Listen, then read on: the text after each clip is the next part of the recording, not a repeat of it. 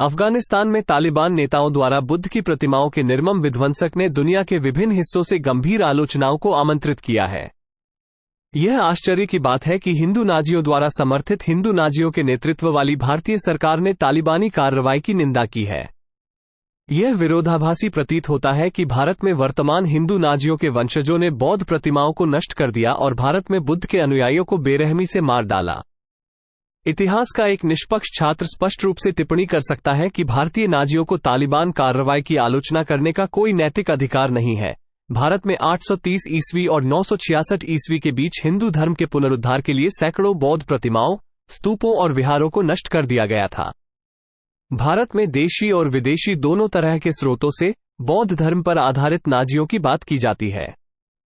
शंकराचार्य की भूमिका। शंकराचार्य जैसे नाजी नेताओं और कई राजाओं और शासकों ने बौद्ध संस्कृति को नष्ट करने के लिए बौद्ध छवियों को ध्वस्त करने में गर्व किया। आज उनके वंशजों ने नेबबी मस्जिद को नष्ट कर दिया और उन्होंने निकट भविष्य में नष्ट होने वाली मस्जिदों की एक सूची भी प्रकाशित की। इस पाप के अभिमान के साथ वे पूर्वजों की ओर से विलेख की निंदा कर रहे हैं। हिंदू शासक पुष्यमित्र शुंग ने 84,000 बौद्ध स्तूपों को ध्वस्त कर दिया था, जो महान अशोक द्वारा निर्मित किए गए थे। रोमिला थापर, अशोक और मौर्यस, लंदन, 1961, पृष्ठ 200। इसके बाद मगध में बौद्ध प्रणालियों को तोड़ दिया गया।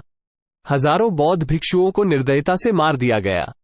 राजा जलालुका ने अपने अधिकार क्षेत्र में बौद्ध विहारों को इस आधार पर नष्ट कर दिया है कि बौद्ध भक्तों द्वारा भजन का जाप उनकी नींद में खल्लाल करता है। कल्हण, राजतरंगिणी 1-4। कश्मीर में राजा किन्नर ने ब्राह्मणों को खुश करने के लिए हजारों विहारों को नष्ट कर दिया और बौद्ध बस्तियों पर कब्जा कर लिया। दानव की भूमिका। बड़ी संख्या में बौद्ध विहार में ब्राह्मणों को छीन लिया गया और हिंदू मंदिरों में परिवर्तन कर दिया गया, जहां अछूतों को प्रवेश नहीं दिया गया। बौद्ध स्थानों को पुराणों को जोड़कर हिंदू मंदिरों के रूप में प्रस्तुत किया गया था, जो मिथक या छद्म इतिहास थे। तिरुपति, अहोबल, उंडवल्ली, एलोरा, बंगाल, पुरी, बद्रीनाथ, मथुरा, अयोध्या, श्रृंगेरी, बोधगया, सारनाथ, दिल्ली, नालंदा, गुड़ीलम, नागार्जुनकोंडा, श्रीशैलम और केरल में सबरीमाला, भगवान अयप्पा। बौद्ध विकास के ब्राह्मणी उत्थान के उदाहरण कुछ महत्वपूर्ण मंदिर हैं।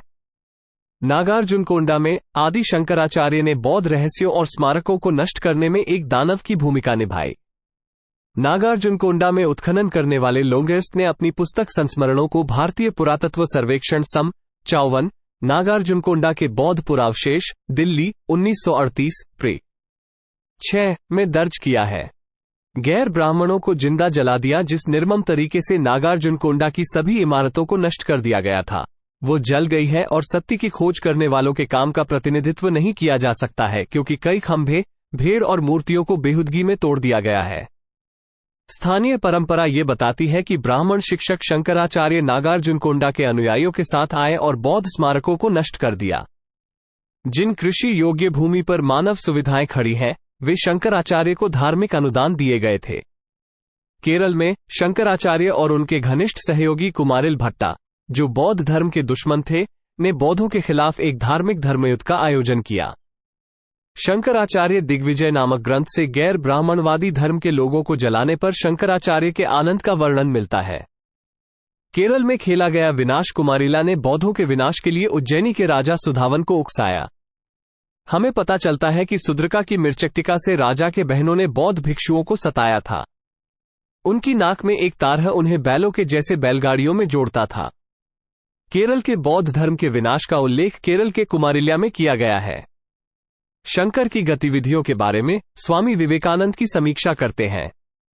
और शंकर का दिल ऐसा था कि उसने तर्क में उन्हें बहुत से बौद्ध भिक्षुओं को मार डाला। आप शंकर की ऐसी कार्रवाई को कट्टरता छोड़कर क्या कर सकते हैं?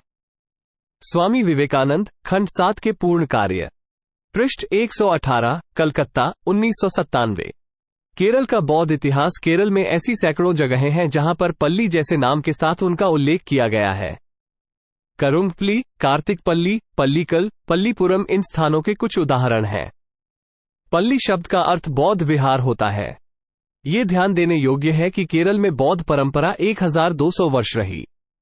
हाल ही में केरल में एजुथुपल्ली या पल्लीकुडम नामक विद्यालयों को कहा गया था।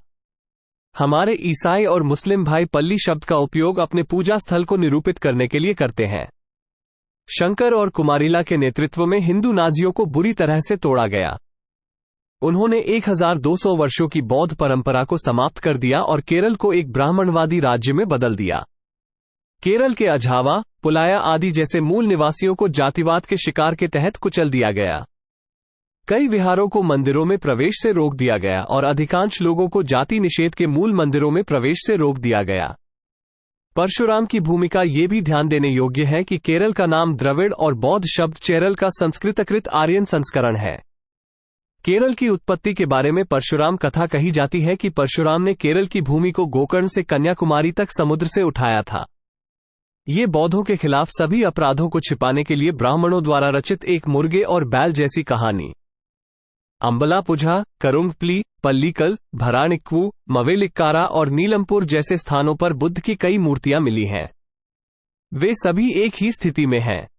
सबरीमाला में भगवान अयप्पा और तिरुवनंतपुरम में भगवान पद्मनाभ बुद्ध के रूप में विष्णु की पूजा जाने के छद्म चित्र हैं। केरल के अलुवा नदी के तट पर सैकड़ों बौद्ध मारे गए।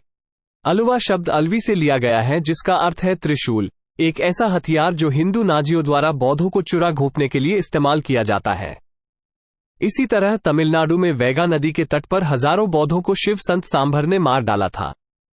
तमिल पुस्तक थेवम बौद्ध धर्म के इस क्रूर विनाश का दस्तावेजीकरण करती है। इतिहासकार तथ्य छिपे रहे हैं। भारत, बुद्ध की भूमि में वास्तव में यही हुआ है, लेकिन हमारे कथित प्रख्यात इतिहासकार भारत में बौद्धों पर अत्याचार को छुपा कर रखे हुए हैं। ये इतिहासकार एक धारणा बनाने में सफल रहे हैं कि भारत अहिंसा और सहिष्णुता का देश है। वो पूरी दुनिया को ठगा है। तालिबान की ओर से इस आधार पर विलेख उचित है कि इस्लाम मुसलमानों को अनुमति नहीं देता है। साथ ही ये ध्यान में रखना होगा कि इस्लाम अन्य लोगों के धार्मिक आंदोलनों और चित्रों को नष्ट करने की अनुमति नहीं देता है। तालिबान कार्रवाई के पक्ष और विरोध में जो भी तर्क हो, भारत में बौद्ध धर्म पर हिंदू अत्याचारों के धार्मिक संघर्षों के पूरे इतिहास में कोई समानांतर नहीं है। दुनिया को भारतीय संस्कृति का क्रूर और कुटिल चेहरा बताएं।